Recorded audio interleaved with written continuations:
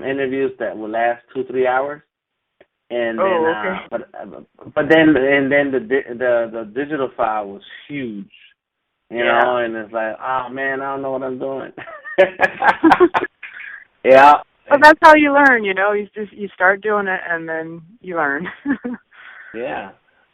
But I think nowadays there's so many groups out there, and we have a meetup group for artists and art business that even not just our group, but there's plenty of other ones out there, and that you can just join, see what they're doing, get to meet new people.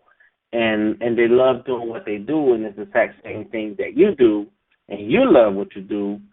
So there's a community that's sitting there. Yeah. I love that. Yeah. I love that nowadays. Yeah. It's really good. So, and I mean, there's tons of people doing like everything in New York, but like because there's so many people, it can feel overwhelming, and you can feel kind of like you're just drifting on your own. But when you find a community of people, it definitely helps ground you. And like, yeah, I'm not just like another random person on the subway. Like I know people, and so good. Oh, and another thing that was a motivator for this project. So I knew I was working on this project, but I didn't have any money besides like my day job. So I applied for a few grants, and I got a grant from the Jerome Helm Foundation. So that was like another ego boost and monetary boost that like, oh, someone else believes in what I'm doing too. So like that's been nice as well. Right. And I wanted to ask you about that for a bit. You know, what's it like to go after grants, and how did you find this one?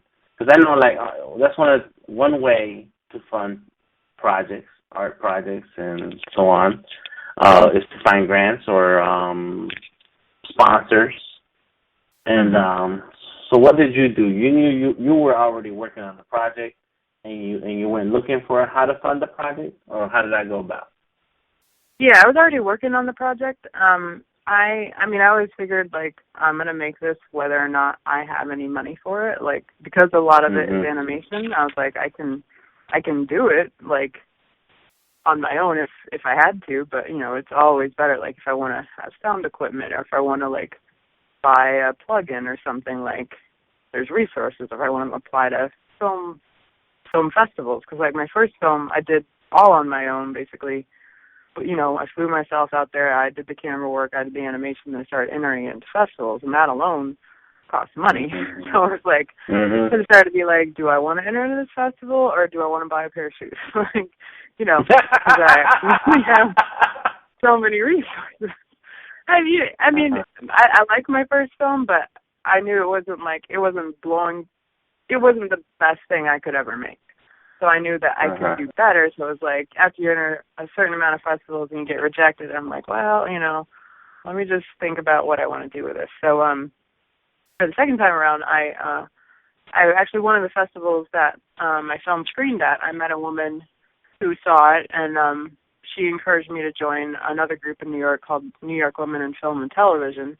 And so they have, I think on their website maybe, they have some suggestions for grants. And then when I went to the filmmaking classes at FVA, my teacher was telling me about some grants. So this woman, she's an editor and a producer, she would start emailing me and just be like, oh, you should apply for this, and you should apply for this, and you should apply for this. So then I took it to heart, and in that class we went over like how to write a film treatment, which I didn't know what that was before I took the class.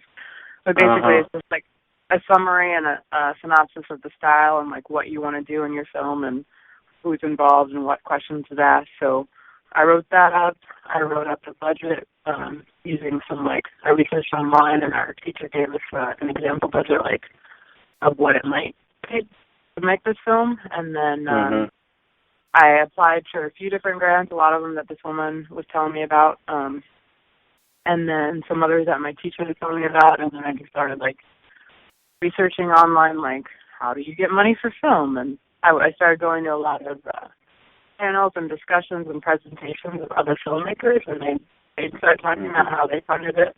And then I started anytime I watch a documentary that was somewhat related to Black people or like history or animation, I'd look at the end of the film credits and they'd say like, supported by or through generous help of, and then they start writing those down. I'm like, okay, I'm applying for that and that and that.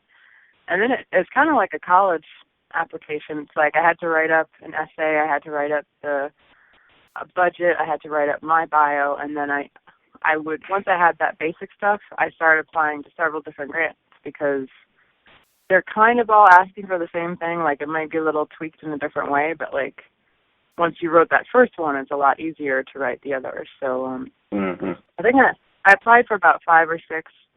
I did not get most of them. Well, I didn't get any of them except for one, and then I got a letter in the mail that I got this one, and it was just like, all right, so it's more than just me. Like someone else wants this project to happen, and like it's nice when my friends want it to happen, and like I love my friends, I love my fellow filmmakers, but when someone you don't know who has no vested interest in you, like as a person, believes in what you do, then it was another level of like, okay, this is legit. Like I'm gonna make this.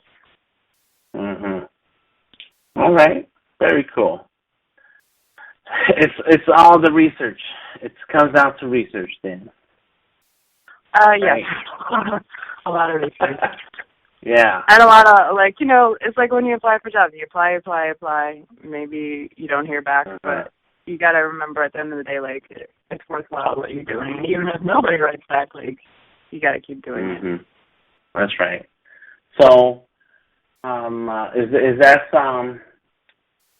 is that one of the many projects you got coming up in the next year, 2, 5 years, or this is like right now you have no thoughts on anything else but this Black Enough film?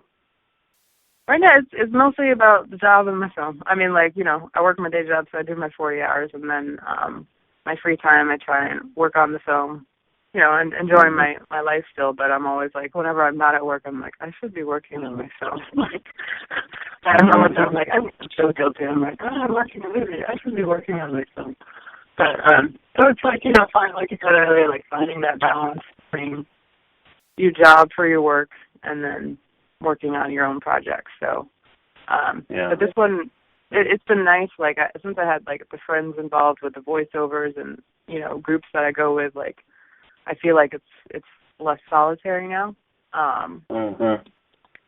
So that's been good. But, yeah, by the end of the year, I want to finish this one. And then now it's kind of whet my appetite for, like, what documentary animation could be like. So I'm interested in maybe doing other documentary animated projects, but definitely with a team, not necessarily just something else. Yeah. Right. Well, I think I can't say I've ever seen a documentary with animation, and if I have, I didn't notice it. And was that an idea that came to you by yourself, or just out of necessity, and or did you want to try animation? Well, I've always been in love with animation, like ever since watching like Bambi and Little Mermaid, and oh man, what was that one on Adult Swim about the death metal band, Metalocalypse? Yeah, I love it's like it's magic. You can do anything you want in anime. You can have a cat turn into kite and turn into the letter K, anything you think of, you can do in animation.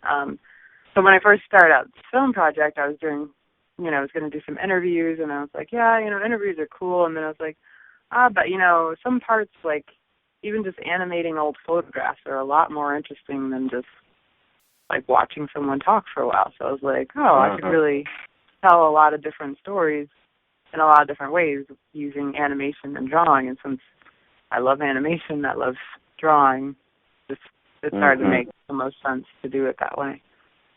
But I'd seen there's a film, Persepolis, based on this Iranian writer's graphic novel about her growing up through the Iranian Revolution. So I read the graphic novel, and then they made a film out of that. And the film is mostly all black and white drawings. And I remember it was really amazing. And, like, if it's a good story, like, I don't know, you can show so much more, I think, sometimes with animation than you can if you, like, recreated, you know, you had actors playing all these roles. Like, I don't know. There's another level of magic, I think, in it when it's animated. Yeah. And you're right. You can do a lot of things with animation that much more flexible because you just draw it on the paper. You don't have to try to recreate it in real life. Yeah, which in real life, I can't do that. It takes a whole lot more resources to do that. Oh, yeah. I mean, absolutely. Okay. So, what kind of advice do you have for up-and-coming graphic designer, filmmaker, animator, artist, etc., overall creative person that sees the path that you've taken and that wants to follow some of those steps? What kind of advice do you have for them? Well, for the creative soul part of their life, I guess just keep making projects that are interesting to you and make things that matter to you. Like, if somebody wants you to draw, you know, like you see other people doing some other kind of work, but that's not actually what you care about, like, don't worry about that. Like, you know, take things in and, like, curious about life and be curious about art, but, like, find a work that's actually in your own voice and find the story that you want to tell and the way that you want to tell it, because no one else can tell your story. No one else has your viewpoint. So I think that's an important thing to keep in mind, especially, like, for Black artists, people of color artists. Like, if you don't see yourself out there a lot, maybe you need to create that image that you want to see. Like, I think that's a good thing to keep in mind. In terms of graphic design, I went to school for it. I know a lot of people don't go to school for it, but I had never touched Photoshop. I had never even seen the program. I think I saw you playing with it once and a couple other people, but I had never just, like, I remember I was getting these T-shirts made, and I handed off the design to this guy, and then he was like, there was, like, an extra pencil mark, and he's like, oh, this looks like Photoshop. And I saw him, like, just erase it, and I was like, that's crazy. Like, you can just erase that on the computer? Like, so I know, like, now I'll seem old because now, like, I'm sure tons more people have Photoshop, tons more people have access to, like, these computer programs. So, you know, you might be able to be a designer and not do school. Our school was like, they didn't really want to stress, like, how to use the program as much as how to think about a solution. Like, how do you represent something? How do you convey a message without using words, or, like, so thinking of in those lines, I was happy I went to school, and also I met a bunch of people that were really good designers, so I had also community there.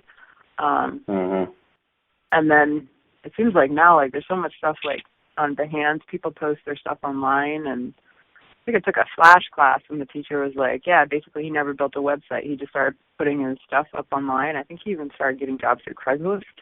Back in the day. So, like, if you got some great designs, you know, you're making your 3D animations, you're doing your collages, just, like, start putting up online, start a blog, start a website, put it on Behance, just, like, so people can see your work, and then, you know, if they see something, maybe they're interested, and they'll reach out and start working on freelance projects that way. So if people want to catch up with you, where do they find you, and where do they find Black Enuf Film?